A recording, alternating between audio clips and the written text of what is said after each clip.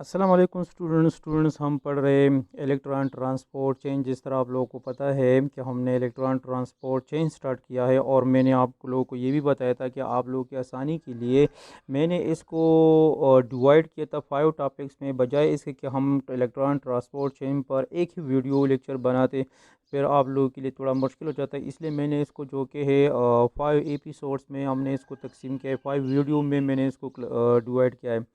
मैंने आप लोगों को बताया था कि मैं 5 टॉपिक्स जो कि है इलेक्ट्रॉन ट्रांसपोर्ट चेन के हवाले से 5 वीडियो लेक्चर बनाऊंगा।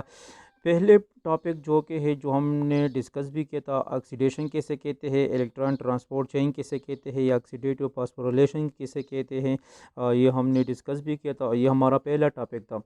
मैंने आप लोग को बताया था कि सेकंड हम क्लास लेंगे माइटोकॉन्ड्रिया के हवाले से, चूँकि इलेक्ट्रॉन ट्रांसपोर्ट चेन सेल में माइटोकॉन्ड्रिया में अकर होता है, इसलिए हम माइटोकॉन्ड्रिया थोड़ा सा स्टडी करेंगे कि माइटोकॉन्ड्रिया क्या है, मतलब इलेक्ट्रॉन ट्रांसपोर्ट चेन के हवाले से। थर्ड, कुछ इलेक्ट्रॉन ट्रांसपोर्ट चेन से रिलेटेड कुछ टर्मिनोलॉजीज़ है जो हम डिस्कस करेंगे। और 4 हम प्रोसेस पढ़ेंगे इलेक्ट्रॉन ट्रांसपोर्ट चेन का। और 5 नंबर जो कि है ये जो आपको नज़र आ रहा है एटीपी सिंथेसिस, जिसमें एटीपी सिंथेस कम्प्लेक्स आता है।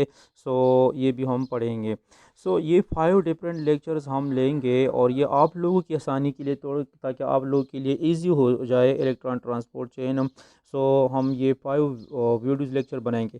एक बात याद रखें स्टूडेंट्स कि आपको इन 5 लेक्चर्स में एक भी लेक्चर जो कि ये मिस नहीं करना है, एक भी वीडियो लेक्चर मिस नहीं करना है। स्टार्ट से आप देखेंगे तो आपका कंसेप्ट जो कि वो बनेगा।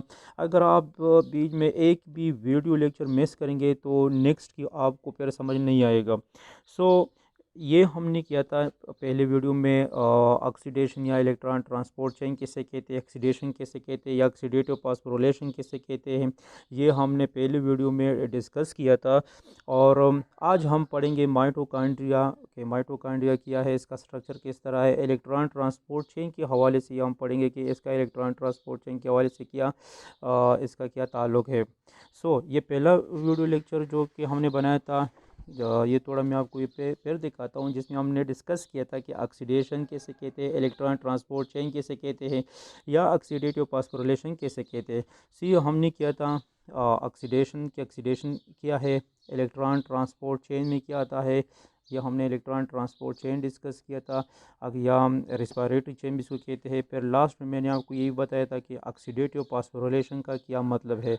और थोड़ा सा इसमें हमने डिस्कस किया था को एंजाइम क्यों को हमने थोड़ा सा डिस्कस किया था, जिसको यूबिक्विनोन भी कहते हैं, कि को एंजाइम क्यों क्या है, इसका क्या रोल है यहाँ पर इलेक्ट्रॉन ट्रांसपोर्ट चेन में। ये भी हमने डिस्कस किया था को एंजाइम क्यों। स्टूडेंट्स, आज जो हम डिस्कस करने वाले हैं वो है mitochondria, the second topic of electron transport chain as the mitochondria. आज जो हम पढ़ेंगे ये है माइटोकॉन्ड्रिया। हम पढ़ेंगे सेल का, जो सेल ऑर्गेनेल से माइटोकॉन्ड्रिया हम पढ़ेंगे कि माइटोकॉन्ड्रिया कैसे कहते हैं। माइटोकॉन्ड्रिया जो कि ये सेल का वो ऑर्गेनेल है, जिसको हम powerhouse of the cell भी कहते हैं। और powerhouse of the cell इसलिए इसको कहते हैं क्योंकि यहाँ पर एटीपी सिंथेसिस होती है। क्योंकि एटीपी एक एनर्जी करेंसी है, एक एनर्जी मॉलिक्यूल है जो हमारे बॉडी में डिफरेंट एक्टिविटीज़ परफॉर्म करता है। इसलिए इसको powerhouse of the cell भी कहते हैं, क्योंकि यहाँ पर एनर्जी की प्रोडक्शन होती है, एनर्जी की फॉर्मेशन होती है। स्टार्ट से हम लेते हैं। अगर हम अगर हम इलेक्ट्रॉन ट्रांसपोर्ट चेन या पूरी सेलुलर रिस्पायरेशन पर अगर हम देखें, हमारे साथ क्या है, हमारे साथ एक तरफ है सबस्ट्रेट, हमारे साथ आते हैं सबस्ट्रेट। और क्या होता है कि ये जो सबस्ट्रेट है, दी सबस्ट्रेट जो कि है, इससे यहाँ से ये कहानी शुरू हो जाती है सेलुलर रिस्पायरेशन की, इलेक्ट्रॉन ट्रांसपोर्टेशन या क्रेब्स साइकिल की कहानी शुरू हो जाती है।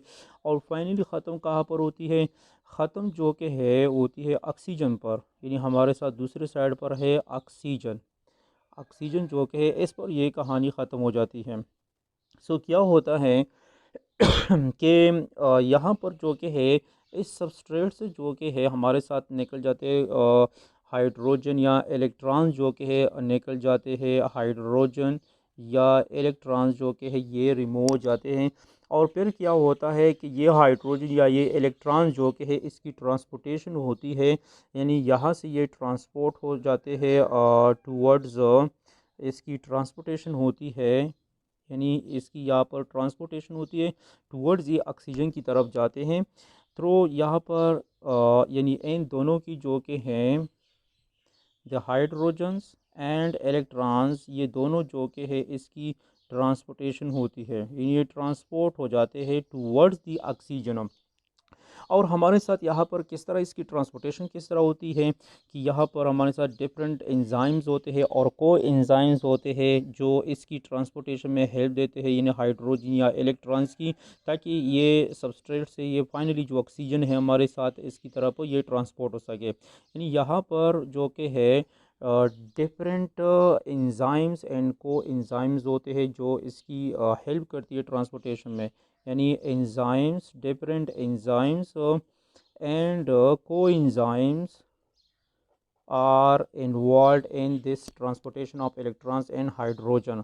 Any different electrons and coenzymes are present in the cell, yeah, in the mitochondria, which helps in transportation of this hydrogen या electrons from the substrate level in substrate compound से towards the oxygen, जो finally जो कि है यहाँ पर oxygen के साथ ये हाइड्रोजन, इलेक्ट्रॉन्स और ऑक्सीजन, यानी यहाँ पर हाइड्रोजन भी आ गया, ये हाइड्रोजन भी ट्रांसपोर्ट हो गया, ये इलेक्ट्रॉन्स भी ट्रांसपोर्ट हो गए, ये इलेक्ट्रॉन्स भी आ गए और ये ऑक्सीजन है हमारे साथ। और फाइनली इन तीनों की कम्बिनेशन से जो कि हमारे साथ क्या बन जाता था, जब ये हाइड्रोजन, इलेक्ट्रॉन्स और ऑक्सीजन ये तीनों कंबाइन हो जाते थे, फाइनली हमारे साथ H2O वाटर मालिक्यूल बन जाता था, H2O यानी वाटर मालिक्यूल बन जाता था। सो क्या है कि ये जितना भी प्रोसेस है जो हम ये पढ़ रहे हैं, ये जितना भी प्रोसेस है, ये पूरा का पूरा प्रोसेस जो कि हमारे साथ कहाँ पर हो रहा है, यानी अगर हम यहाँ जो सबस्ट्रेट से हमने कहानी शुरू की और वाटर मालिक्यूल पर हमने ये कहानी ख़त्म की, so this whole process occurs inside the cell. ये तो हमें पता है कि ये पूरा प्रोसेस कहाँ पर होता है, this whole process occurs in the cell, body में, सेल में होता है, ये क्लियर बात है कि सेल में होता है। अब सेल में कहाँ पर होता है, so in the cell there is specialised organelle cell, एक स्पेशल सेल ऑर्गेनेल्स है जो यहाँ पर ये प्रोसेस होता है, और वो स्पेशल सेल ऑर्गेनेल्स कौन सा है, this cell organelles is called mitochondria, जिसको mitochondria powerhouse of cell कहते हैं। सो आज हमारा यही टॉपिक है कि हाउ दिस माइटोकॉन्ड्रिया या powerhouse of the cell acts as energy formation या एनर्जी पावर हाउस के तौर पर ये किस तरह काम करता है माइटोकॉन्ड्रिया।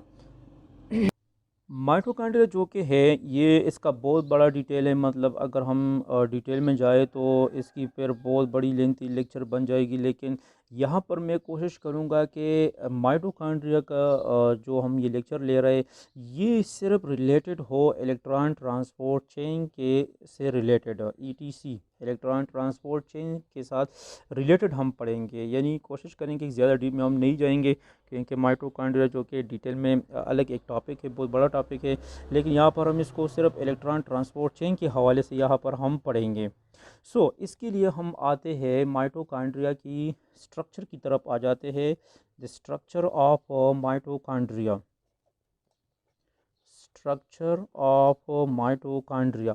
सो माइटोकॉन्ड्रिया की स्ट्रक्चर की तरफ आते हैं, माइटोकॉन्ड्रिया की structure.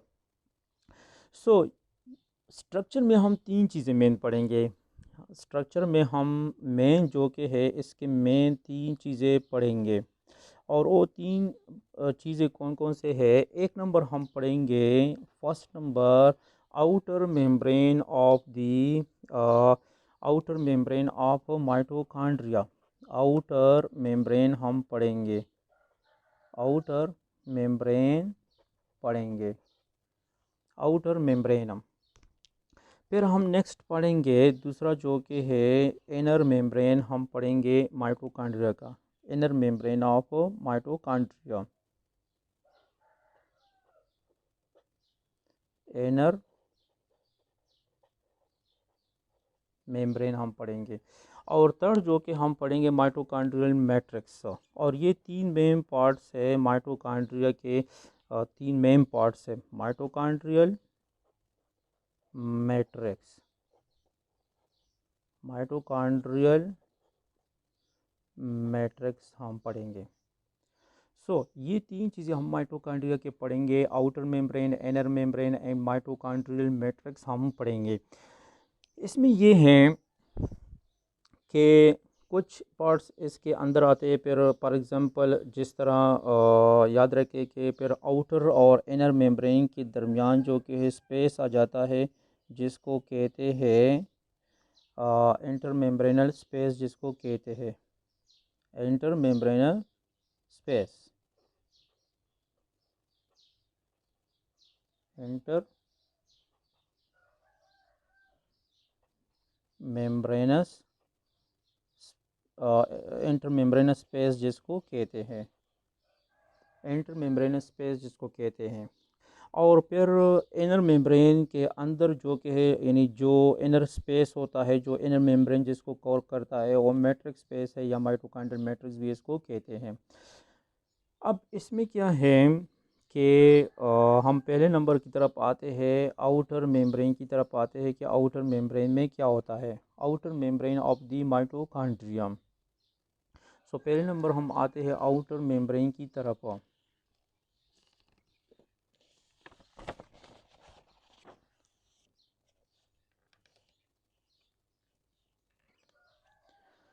Outer membrane of the mitochondrium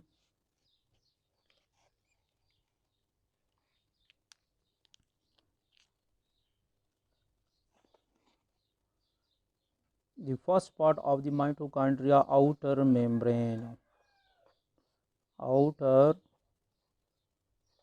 membrane. So the outer membrane of mitochondria as first बात जो आपको याद रखना है इसके बारे में कि इसका जो आउटर मेम्ब्रेन है ये स्मूथ होता है, स्मूथ। स्मूथ क्यों? बिकॉज इसका जो फॉर एग्जांपल ये आउटर मेम्ब्रेन है तो ये स्मूथ होता है, बिल्कुल इस तरह स्मूथ आउटलाइंस इसके होते हैं, इट हैव स्मूथ आउटलाइंस। लेकिन जो इनर मेम्ब्रेन होता है वो थोड़ा इनवर्ट की तरफ थोड़ा होता है, जो क्रिस्टी बनाता है। फॉर एग्जांपल ये इस तरह होता है, ये इनर मेम्ब्रेन इस तरह होता है, यानी इनवर्ट की तरह ये फोल्डेड होता है और ये एक स्ट्रक्चर बनाते हैं जिसको कहते हैं cristae. So this is the outer membrane, outer membrane of mitochondria. और ये हमारे साथ हो गया inner membrane of mitochondria, inner membrane of mitochondria, and the space between the outer and inner membrane it is called, जो आपको space नज़र आ रहा है, so this space is called intermembranous space इसको कहते हैं, इंटर मेम्ब्रेनस स्पेस इसको कहते हैं, यानी आउटर और इनर मेम्ब्रेन के दरमियान जो स्पेस है this is called inter membranes space. ये अभी जो हम पढ़ रहे हैं ये हम आउटर मेम्ब्रेन पढ़ रहे हैं। ये बात इसकी इसलिए हो गई क्योंकि मैंने फर्स्ट बात आउटर मेम्ब्रेन के बारे में यहाँ पर ये लिखा है that the outer membrane of mitochondria have smooth outlines, इसके स्मूथ आउटलाइंस होते हैं या स्मूथ होता है। तो स्मूथ क्यों होता है? बिकॉज आउटर मेम्ब्रेन जो कि है ये बिल्कुल स्मूथ होता है, इनर मेम्ब्रेन जो कि है ये रफ़ होता है। रफ़ मींस कि ये इनवर्ड की तरफ फोल्डेड होता है जो क्रिस्टी शेप बनाता है। ये जो आपको शेप नज़र आ रहा है ये दिस इज़ कॉल्ड क्रिस्टी, इसको क्रिस्टी कहते हैं, क्रिस्टी बनाता है। अब आउटर मेम्ब्रेन जो कि है फर्स्ट बात तो ये याद रखें कि the outer membrane of the mitochondria है स्मूथ आउटलाइंस या स्मूथ होता है। दूसरा ये कि आउटर मेम्ब्रेन जो कि है it contains a large number of protein, large number of proteins इसमें होते हैं। सेकंड बात इसमें ये है that outer membrane, this outer membrane of mitochondria contains a large number of multipass transmembrane protein, इसमें ज़्यादा तादाद में मल्टीपास ट्रांस मेम्ब्रेन प्रोटीन होते हैं, मल्टीपास ट्रांस मेम्ब्रेन प्रोटीन होते हैं। Multi pass transmembrane protein इसके अंदर होते हैं। आउटर मेम्ब्रेन या आउटर मेम्ब्रेन जो कि ये multi pass transmembrane protein से बना होता है। अब इसका क्या मतलब है? अगर आप यहाँ पर देखें, ये एक ही वर्ड मैंने लिखा है, multi pass transmembrane protein. अब प्रोटीन तो आप लोग जानते हो, अब मल्टी पास और ट्रांस मेम्ब्रेन का क्या मतलब है?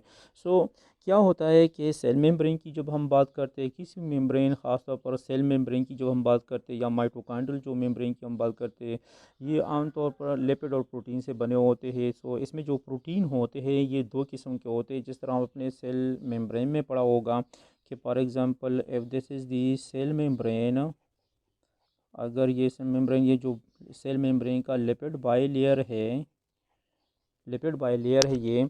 इसमें दो किस्म की प्रोटीन हमने पढ़े थे कि या तो इसमें जो प्रोटीन्स होते हैं ये यहाँ पर पेरिफेरल साइड पर इसके साथ अटैच होते हैं, और इसको कह देते हैं पेरिफेरल प्रोटीन, यानी सेल मेम्ब्रेन में इसको पेरिफेरल प्रोटीन इसको कहते हैं, पेरिफेरल प्रोटीन इसको कहते हैं। और बाज़ प्रोटीन इस तरह हमने कहा कि इस तरह के प्रोटीन भी होते हैं जो अंदर जो कि सेल मेम्ब्रेन में एम्बेडेड होते हैं। दीज प्रोटीन्स आर कॉल्ड, इस किस्म के प्रोटीन्स को क्या कहते हैं? जो एम्बेडेड होते, लिपिड बाइलेयर में एम्बेडेड होते, these are called integral protein. यानी इस तरह के प्रोटीन को इंटीग्रल या इंट्रिंसिक प्रोटीन जो कि इसको कहते हैं। अब peripheral protein and integral protein जो कि हैं, पेरिफेरल जो पेरिफेरी साइड पर इसके साथ अटैच होते हैं और ये लिपिड बाइलेयर में एम्बेडेड नहीं होते हैं, और इंटीग्रल या इंट्रिंसिक प्रोटीन के इस तरह के ये जो कि हैं लिपिड बाइलेयर में एम्बेडेड होते हैं। Now this integral protein are further जो कि हैं, यहाँ पर जो इंटीग्रल प्रोटीन है, इंटीग्रल प्रोटीन जो कि हैं फिर दो किस्म के होते हैं। कुछ इंटीग्रल प्रोटीन इस तरह होते हैं जो ये पूरे लिपिड बाइलेयर को मतलब पूरे लिपिड बाइलेयर को क्रॉस नहीं करते, मतलब पार्शली ये एम्बेडेड होते हैं, पार्शली। लेकिन कुछ इंटीग्रल या इंट्रिंसिक प्रोटीन इस तरह होते हैं जो पूरे लिपिड बाइलेयर का जितना थिकनेस होता है, या सेल मेम्ब्रेन का जितना थिकनेस होता है, या पूरे लिपिड बाइलेयर को जो कि ये कवर करता है। For example this is a protein which covers the entire thickness of the cell membrane, या पूरा लिपिड बाइलेयर मेम्ब्रेन में ये एम्बेडेड होता है। ये इंटीग्रल प्रोटीन का फिर एक ख़ास टाइप होता है जिसको कहते हैं ट्रांस मेम्ब्रेन, इसको कहते हैं ट्रांस मेम्ब्रेन प्रोटीन, इसको कहते हैं। मैं बात कर रहा हूँ यहाँ पर क्लियर करना चाहता हूँ कि हम कहते हैं कि outer membrane of the mitochondria is contains multipass transmembrane protein. ये टर्म मैं आपको क्लियर न करना चाहता हूँ, ट्रांस मेम्ब्रेन का क्या मतलब है। ये मैं आपको सेल मेम्ब्रेन का हवाला दे रहा हूँ कि वहाँ पर कुछ प्रोटीन इस तरह होते हैं कि पेरिफेरल प्रोटीन होते हैं जो सिर्फ लिपिड बाइलेयर मेम्ब्रेन के पेरिफेरी साइड पर होते हैं, और कुछ लिपिड बाइलेयर में एम्बेडेड होते हैं जिसको इंट्रिंसिक या इंटीग्रल प्रोटीन कहते हैं। फिर इंटीग्रल प्रोटीन का एक ख़ास टाइप होता है, और वो किस तरह के इंटीग्रल या इंट्रिंसिक प्रोटीन होते हैं जो पूरे लिपिड बाइलेयर को क्रॉस करते हैं, या एम्बेडेड होते हैं, या कवर करते हैं entire thickness of the cell membrane.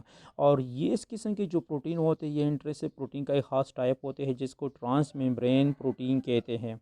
अब क्या होता है कि ट्रांस मेम्ब्रेन प्रोटीन जो कि ये फर्दर टू टाइप्स होते हैं, these yo further two types of transmembrane, further two types होते हैं। एक जो कि होता है one pass transmembrane protein, one pass होते हैं, और दूसरा जो कि होता है multi pass transmembrane protein होते हैं। Transmembrane protein further two types के होते हैं, one pass protein and multi pass transmembrane protein.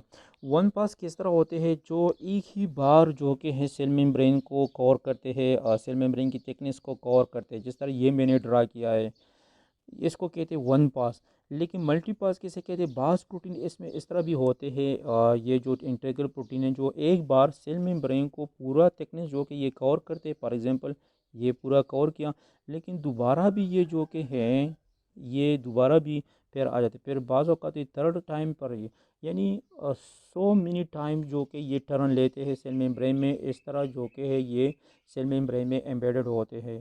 पूरा एक बार जो कि है नहीं, बल्कि दो तीन बार जो कि है ये इसमें जो कि ये टर्न लेते हैं सेल मेम्ब्रेन के अंदर। इसको कहते हैं मल्टी पास प्रोटीन्स। सो उम्मीद है आपको क्लियर होगा। वन पास प्रोटीन कैसे कहते हैं, मल्टी पास प्रोटीन कैसे कहते हैं, ट्रांस मेम्ब्रेन प्रोटीन क्या होता है।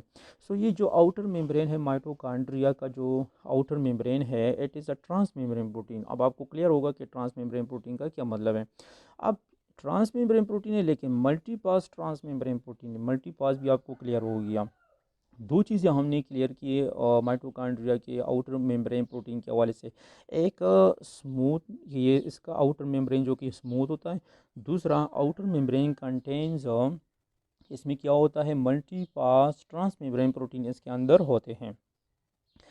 अब क्या होता है कि ये जो मल्टी पास ट्रांस मेम्ब्रेन प्रोटीन्स होते हैं, this are called porins proteins, porins proteins, जिसको माइटोकॉन्ड्रियल पोरेंस भी कहते हैं। यानी इस प्रोटीन का जो नाम है, मल्टीपास ट्रांस मेम्ब्रेन प्रोटीन तो होते हैं लेकिन इस प्रोटीन का जो नाम है इसको कहते हैं पोरेंस प्रोटीन्स, इसको कहते हैं। या इसको जो कि है पोरेंस भी इसको कहते हैं, या इसको माइटोकॉन्ड्रियल पोरेंस भी कहते हैं। पोरेंस प्रोटीन्स इस प्रोटीन का नाम है, या इसको माइटोकॉन्ड्रियल पोरेंस भी इसको कहते हैं। It is also called mitochondrial porins भी इसको कहते हैं।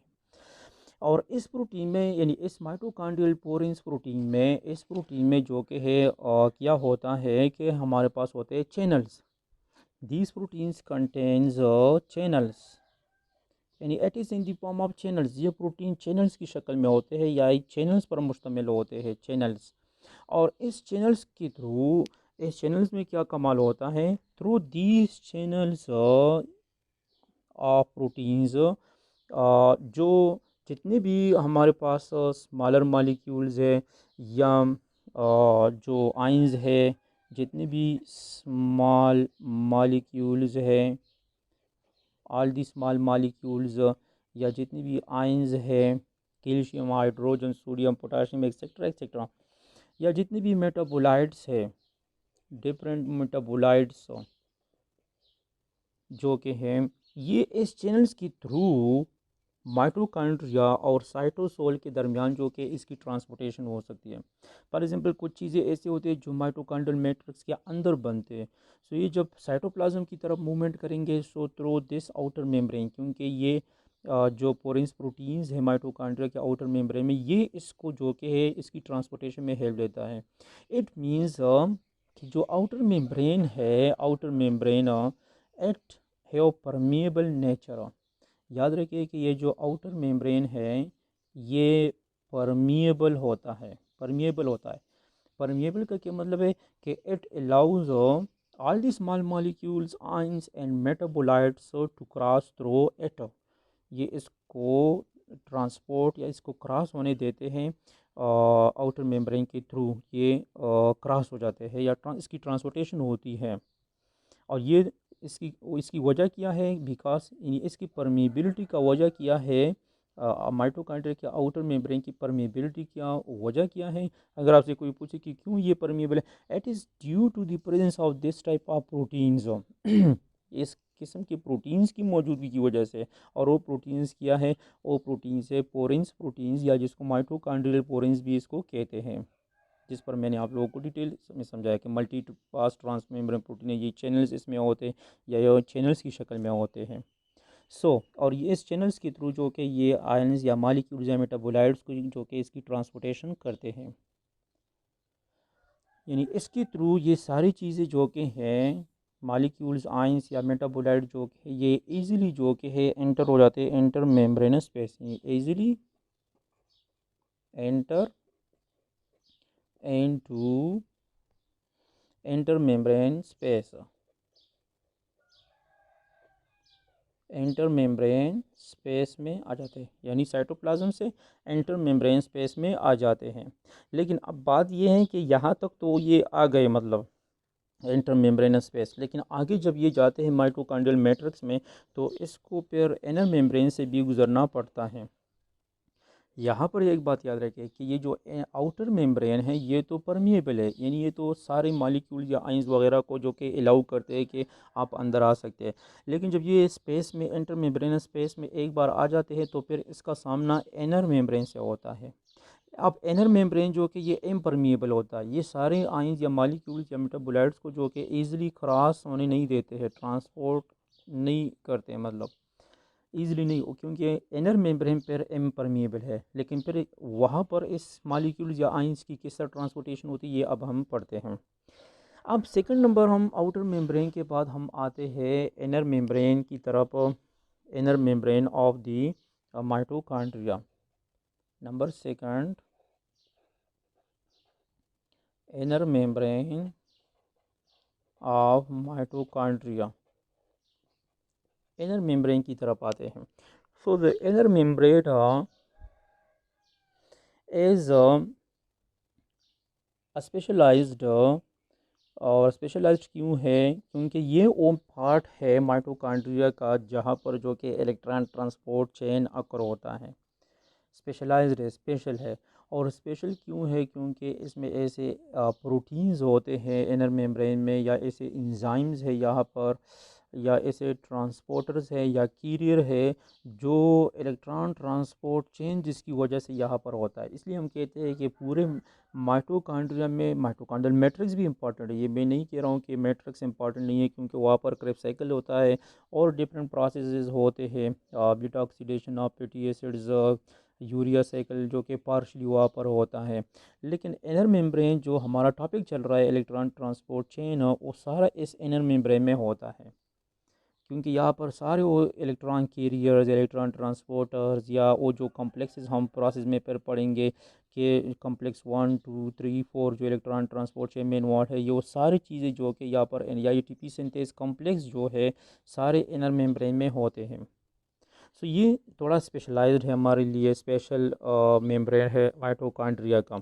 और ये जो मेम्ब्रेन है, सो एक बात तो इसमें हमने ये क्लियर किया कि this is the specialised membrane. और स्पेशलाइज्ड क्यों है ये मैंने आपको क्लियर किया, why it is a specialised membrane. और ये इनर मेम्ब्रेन जो कि है, जिस तरह हमने आउटर मेम्ब्रेन में बात की थी कि ये स्मूथ होता है, आउटर लाइन जो कि आउटलाइन जो कि या आउटर से ये स्मूथ होता है। अब ये स्मूथ नहीं होता है, ये रफ होता है। रफ किस तरह होता है कि एट इन्वेजिनेट्स टूवर्ड द इनसाइड सम, यानी ये इन्वेजिनेट्स होता है और ये क्रिस्टी बनाता है, क्रिस्टी, जो यहाँ पर डायग्राम में मैंने आप लोगों को क्लियर किया था कि ये क्रिस्टी बनाता है। और क्रिस्टी से क्या होता है, due to the formation of these cristae the surface area of the inner membrane is increased. इस क्रिस्टी फॉर्मेशन की वजह से जो जो सरफेस एरिया है इनर मेम्ब्रेन का, जो सरफेस एरिया है, ये इंक्रीज हो जाता है। This increases, surface area increase हो जाता है due to the cristae and mitochondria. The surface area is increased, surface area बढ़ेगा। अब सरफेस एरिया इंक्रीज होने से क्या होगा कि जितना सरफेस एरिया ज़्यादा होगा उतना रेस्पिरेटरी या सेलुलर रेस्पिरेशन ज़्यादा होगा, उतने ज़्यादा ATPs हमारे साथ बनेंगे। सो क्रिस्टी की वजह से सरफेस एरिया हमारे साथ बढ़ता है। अब इनर मेम्ब्रेन जो कि है, इनमें मैं आपको दो बातें बताता हूँ जो इम्पोर्टेंट है इनर मेम्ब्रेन के हवाले से। फर्स्ट बात इसमें ये याद रखिए, फर्स्ट बात कि it contains electron transport chain. जो इम्पोर्टेंट है हमारे टॉपिक के हवाले से वो क्या है, that it contains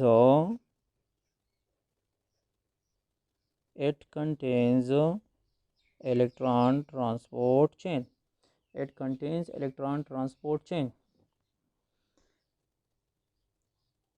क्या मतलब हो गया कि it contains electron transport chain, because all the proteins in enzymes, all the proteins and enzymes, क्योंकि इलेक्ट्रॉन ट्रांसपोर्ट चेन में जितने भी प्रोटीन्स है या एंजाइम्स है, जितने भी प्रोटीन्स इन्वॉल्व है या एंजाइम्स इन्वॉल्व है, प्रोटीन्स या एंजाइम्स इन्वॉल्व है इलेक्ट्रॉन ट्रांसपोर्ट चेन में, जो ये प्रोटीन एंजाइम क्या करते हैं, फॉर एग्जांपल हाइड्रोजन या इलेक्ट्रॉन्स की जो कि है ये एज ए कैरियर या ट्रांसपोर्टर होते हैं, इलेक्ट्रॉन्स या हाइड्रोजन को कैरी करते हैं, इसके लिए कैरियर के तौर पर काम करते हैं।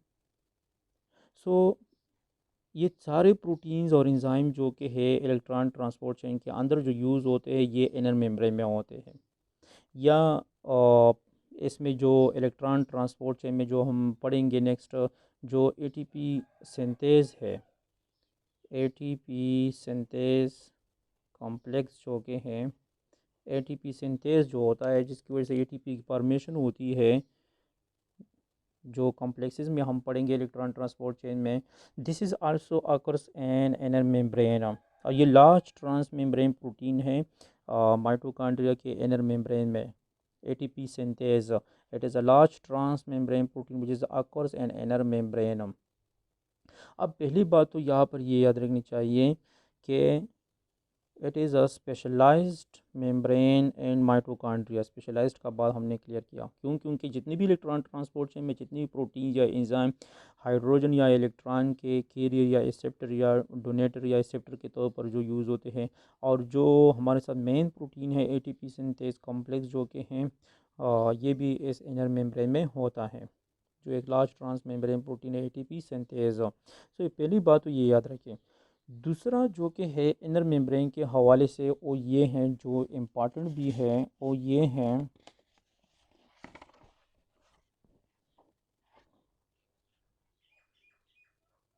कि सेल मेम्ब्रेन जो कि है ये inner membrane, sorry cell membrane नहीं, इनर मेम्ब्रेन ऑफ माइटोकॉन्ड्रिया जो कि ये इम्परमिएबल है।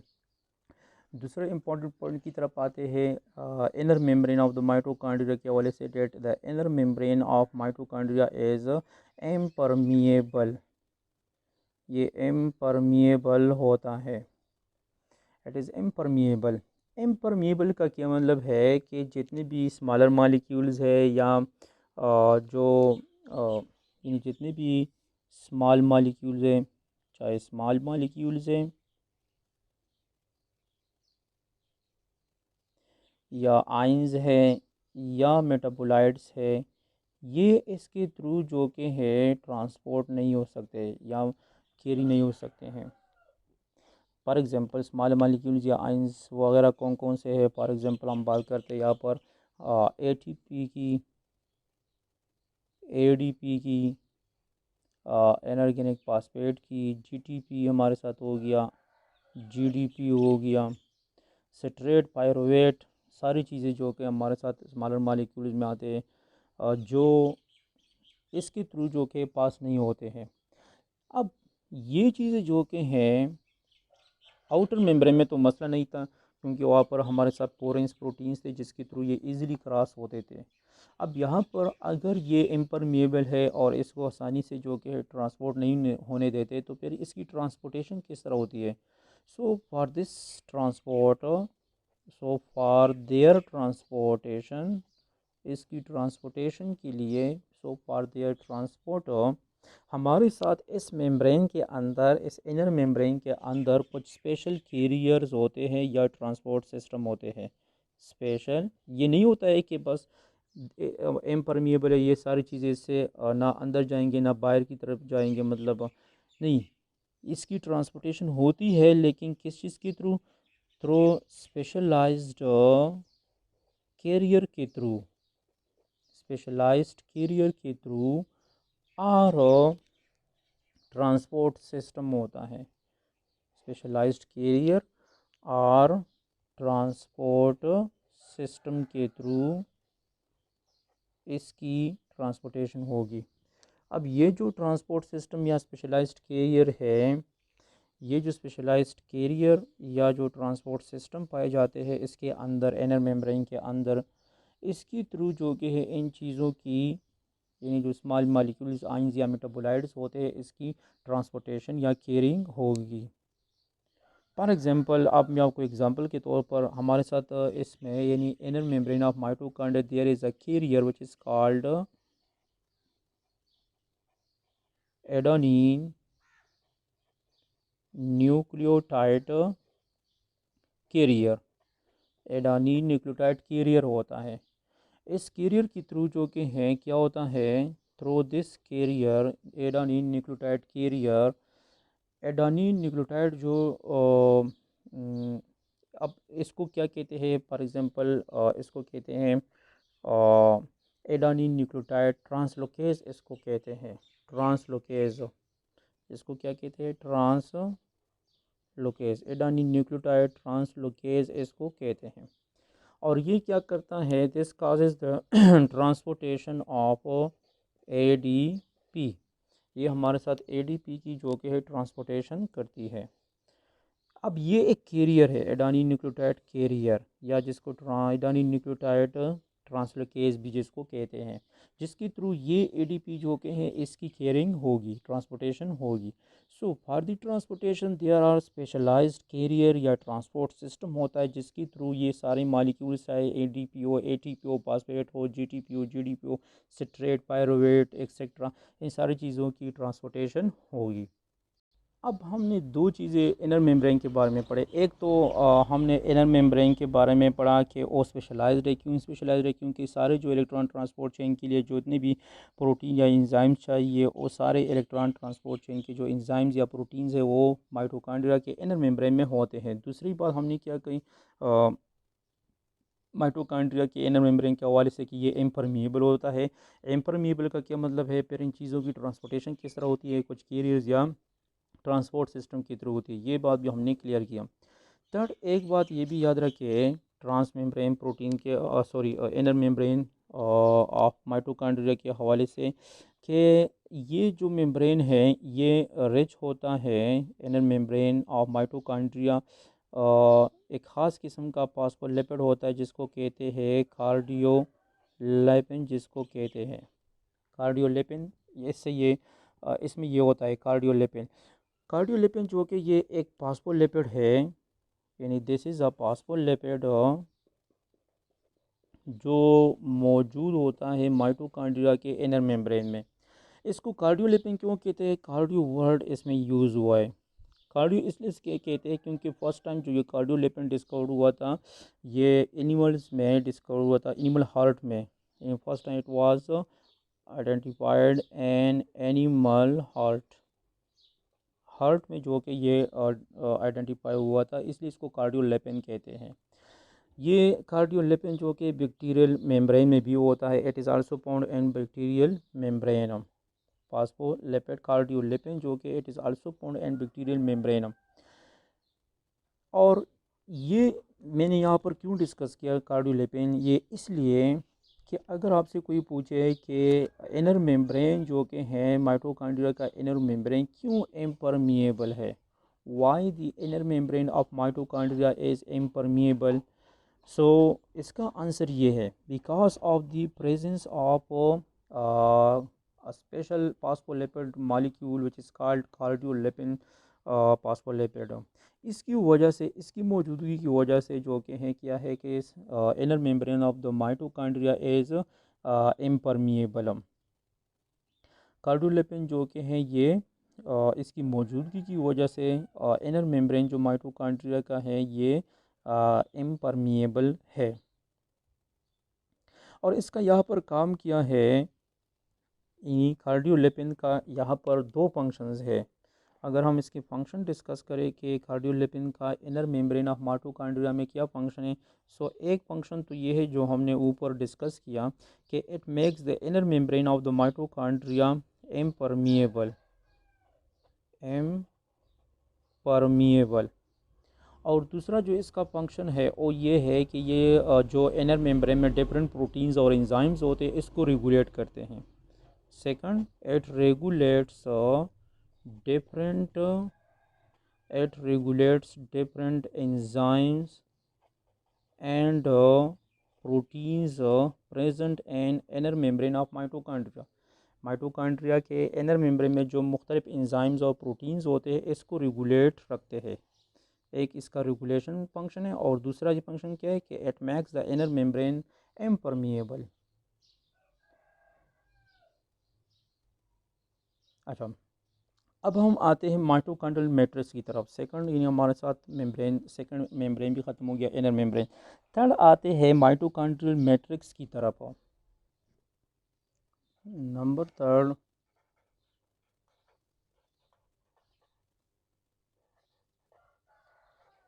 Mitochondrial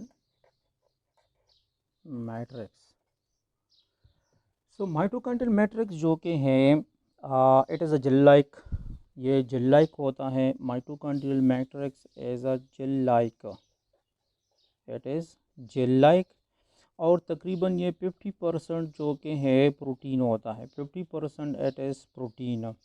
and it is enclose bye inner mitochondrial membrane, यानी इसको किसने कवर किया होता है, इनर मेम्ब्रेन, माइटोकॉन्ड्रियल का जो इनर मेम्ब्रेन है जो हमने पढ़ा भी, ये इसको इंक्लोज करता है। And it contains all the enzymes, it contains all the enzymes जो मुख्तलिफ़ किस्म के मेटाबॉलिक प्रोसेस में हमारे साथ यूज़ होते हैं एंजाइम्स, वो तमाम एंजाइम्स जो कि है यहाँ पर माइटोकॉन्ड्रियल मैट्रिक्स में मौजूद है। फॉर एग्ज़ाम्पल जो क्रेब्स साइकिल में जितने एंजाइम यूज़ होते हैं क्रेब्स साइकिल में, फैटी एसिड्स का जो बीटा ऑक्सीडेशन है, यूरिया फॉर्मेशन में, यूरिया साइकिल में जो है मुख्तलिफ़ किस्म के एंजाइम जो इन प्रोसेस में यूज़ होता है, ये यहाँ पर माइटोकॉन्ड्रियल मैट्रिक्स में होता है। लेकिन यहाँ पर एक बात याद रखो कि क्रेब्स साइकिल की जितनी भी एंजाइम्स है ये मैट्रिक्स में होता है सिवाय एक एंजाइम का, except one enzyme, except one enzyme, सिवाय एक एंजाइम के सारे जो क्रेब्स साइकिल के जितने भी एंजाइम्स है ये माइटोकॉन्ड्रियल मैट्रिक्स में होते हैं सिवाय एक एंजाइम के। और वो एंजाइम कौन सा है, वो एंजाइम है सिवाय एक के जिसको कहते हैं succinate dehydrogenase enzyme. Krebs cycle जिस टाइम में पढ़ा रहा था मैंने आप लोगों को ये भी किया था कि ये वाहिद एंजाइम है सक्सिनेट डीहाइड्रोजनेज एंजाइम जो माइटोकॉन्ड्रिया के इनर मेम्ब्रेन में होता है, मैट्रिक्स में नहीं होता है।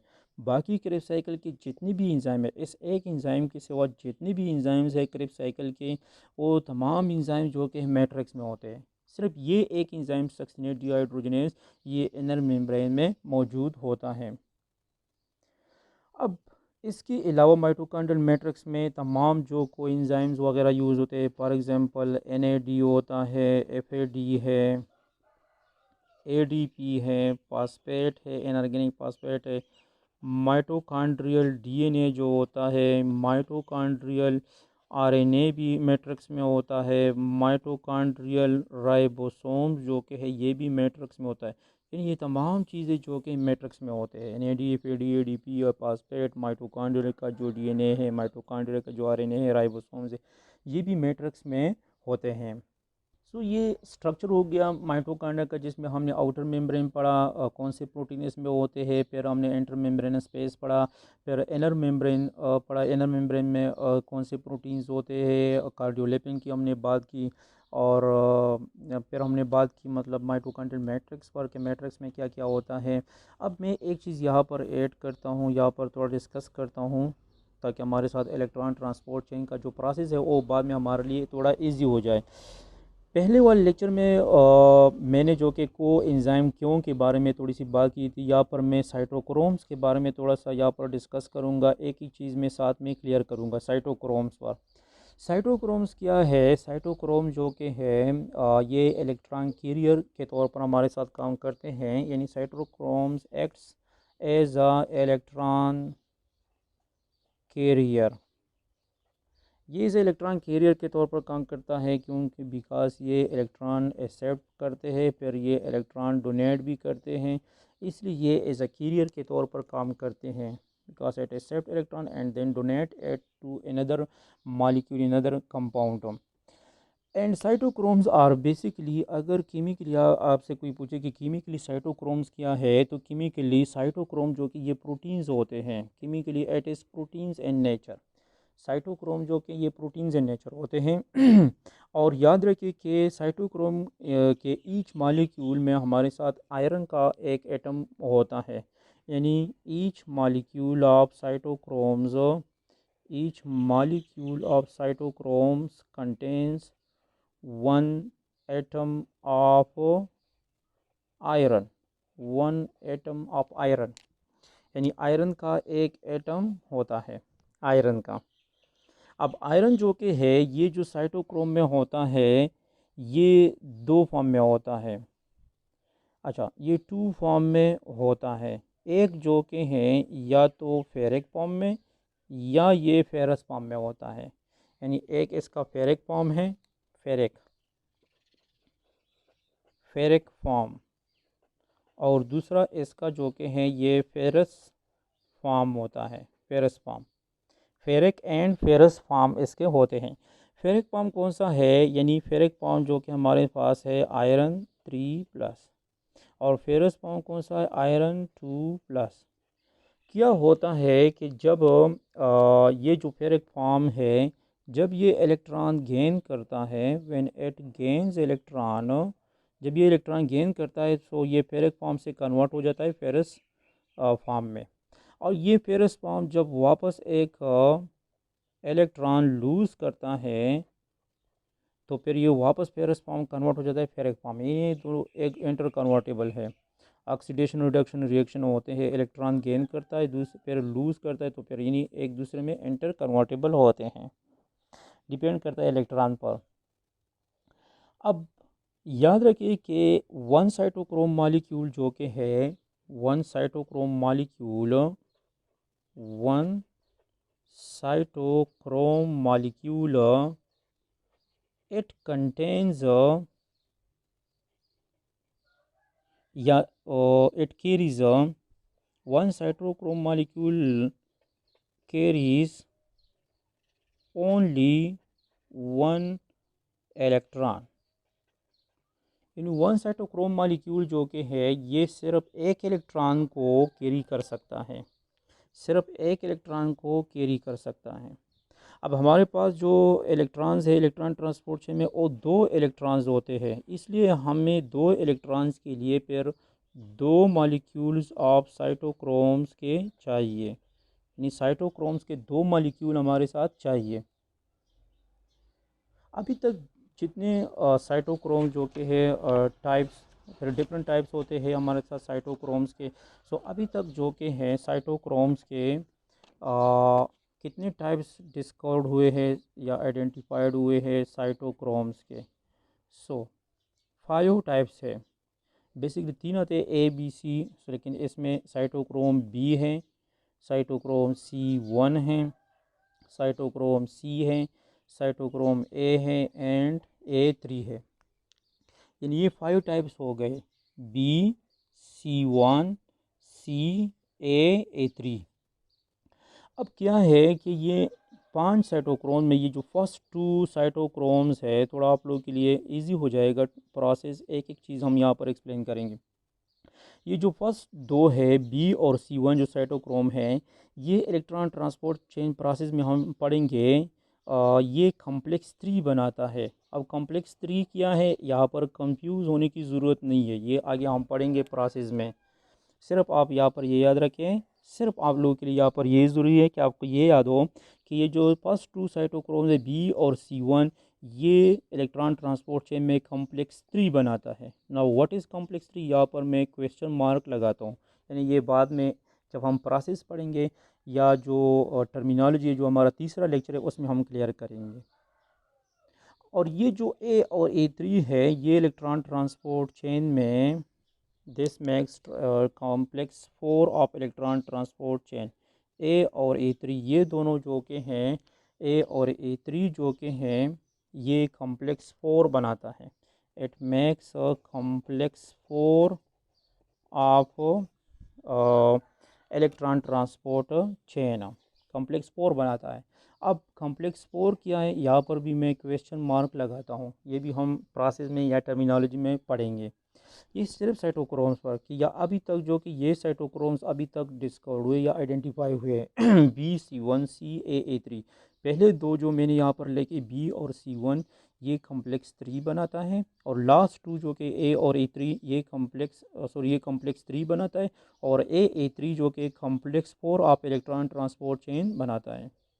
अब आगे अगर आप इस पर सोच रहे कि कॉम्प्लेक्स 3 कॉम्प्लेक्स 4 क्या है, इसका क्या फंक्शन है, ये हम प्रोसेस में या टर्मिनोलॉजी में हम पढ़ेंगे। अब ये जो साइटोक्रोम C है, ये जो रह गया है, दिस साइटोक्रोम C ये इलेक्ट्रॉन कैरियर के तौर पर काम करता है, यानी it carries electron, electron carry करता है, ये इलेक्ट्रॉन कैरी करता है 3 से 4 की तरफ। This cytochrome C it carries electron from complex 3 to complex 4, यानी ये कॉम्प्लेक्स 3 से कॉम्प्लेक्स 4 की तरफ इलेक्ट्रॉन कैरी करता है। ये कौन करता है, cytochrome C। The cytochrome C carry electron from complex 3 towards complex 4। So cytochrome जो कि हैं, जिस तरह हमने कहा कि इसमें आयरन होता है, आयरन 2 फॉर्म में होता है, फेरिक फॉर्म या फेरस फॉर्म में होता है। यहाँ पर एक और बात भी मैं क्लियर करता हूँ आप लोगों की नॉलेज के लिए कि ये जो आयरन है साइटोक्रोम में जो कि है ये हीम फॉर्म में होता है। ये हीम फॉर्म में होता है, हीम जिसको कहते हैं। हीम जो कि है इसको हम इस तरह भी लिख सकते हैं HEME, या हीम को इस तरह भी लिख सकते हैं HAEM, जो कि इस तरह भी हम इसको लिख सकते हैं। दोनों ठीक है, ये भी ठीक है, ये अमेरिकन लैंग्वेज में और ये HAEM जो कि है ये ब्रिटिश लैंग्वेज में इस तरह लिखा जाता है। यानी आयरन जो कि है in cytochromes iron is found in the form of heme. अब क्वेश्चन ये है कि हीम क्या है, व्हाट इज हीम। हीम क्या चीज़ है। हीम क्या चीज़ है। हीम हीम जो कि है it is combination of two things. एक जो कि है आयरन और दूसरा जो कि है जिसको कहते हैं पोरपायरीन, जिसको कहते हैं पोरपायरीन। यानी the combination of iron and porphyrin is called heme. The combination of iron and porphyrin is called heme. हम कहते हैं कि साइटों इन्हें हीमोग्लोबिन में भी यही चीज़ है कि आयरन हीम की शक्ल में है, वहाँ पर भी हीम की शक्ल में आयरन होता है हीमोग्लोबिन में। और यहाँ पर साइटोक्रोम में भी आयरन जो कि ये हीम की फॉर्म में होता है। और हीम किसे कहते हैं, हीम कहते हैं वो आयरन प्लस पोरपायरीन। अब आयरन जो कि है ये आप लोगों को क्लियर है कि आयरन का क्या मतलब है, लेकिन जो पोरपायरीन है ये क्या चीज़ है। Now what is mean by porphyrin, या पोरपायरीन क्या चीज़ है। पोरपायरीन जो कि है ये एक ऐसा स्ट्रक्चर है जो इट कंटेन्स यानी स्ट्रक्चर ऑफ पोरपायरीन इसका जो स्ट्रक्चर होता है, so it structure contains 4 rings of nitrogen. Its structure contains 4 rings of nitrogen, and nitrogen के 4 rings होते हैं, having iron Fe and center, और इसके सेंटर में आयरन होता है। पोरफायरिन क्या होता है, ये आयरन के 4 रिंग्स होते हैं, सॉरी नाइट्रोजन के 4 रिंग्स होते हैं। और इस नाइट्रोजन की 4 रिंग्स को जो कि पायरोल रिंग कहते हैं। The structure are called pyrrole rings, sorry this nitrogen rings are called pyrrole rings. और सेंटर में फिर इसके साथ आयरन अटैच होता है। So these 4 rings of nitrogen is called porphyrin. और जब इसके सेंटर में आयरन भी आ जाता है, no this is called heme. Porphyrin क्या है कि ये पायरोल रिंग्स पर मुश्तमिल होता है। नाइट्रोजन के जो 4 रिंग्स है जिसको पायरोल रिंग्स कहते हैं, इस पर मुश्तमिल होता है। और फिर जब इसी पायरोल रिंग्स के सेंटर में नाइट्रोजन के जो 4 रिंग्स है इसके सेंटर में जब आयरन आ जाता है, नाउ इट बिकम्स हीमा। अब किस तरह ये मैं आपको यहाँ पर ड्रा कर रहा हूँ पोरपायरीन का स्ट्रक्चर, कि ये हमारे पास नाइट्रोजन है और फिर ये इसके साथ ये एक रिंग हो गया, ये दूसरा रिंग हो गया। अब मैं यहाँ पर थोड़ा सा ड्रा करता हूँ, ये तीसरा रिंग हो गया नाइट्रोजन का, और ये चौथा रिंग हो गया। अब क्या होता है कि ये पर हर पायरोल रिंग का जो नाइट्रोजन रिंग है इसका सेंटर में आयरन के साथ बॉन्ड होता है। यानी ये बॉन्ड इस नाइट्रोजन के साथ, ये नाइट्रोजन भी बॉन्डेड होता है, ये नाइट्रोजन भी, और ये नाइट्रोजन भी इस आयरन के साथ बॉन्ड बनाता है। अब ये 4 रिंग्स है और ये चारों रिंग्स भी आपस में कनेक्टेड होते अल्फा कार्बन, यानी इसका जो अल्फा कार्बन है और इसका अल्फा कार्बन, यानी ये दोनों आपस में अटैच होते हैं। अब ये अल्फा कार्बन और इस रिंग का ये आपस में अटैच होते हैं। अब यहाँ पर इसका अल्फा कार्बन और इसका अल्फा कार्बन अटैच होते हैं, ये अल्फा कार्बन अटैच होते हैं, और इनके ये जो कार्बन है ये आपस में अटैच होते हैं।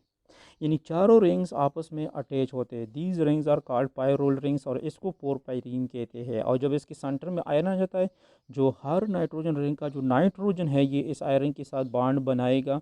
और जब सेंटर में आयरन भी आ जाता है, नाउ दिस इज बिकम्स, अब ये पूरा जो कि है हीम बन गया, दिस इज़ कॉल्ड हीम।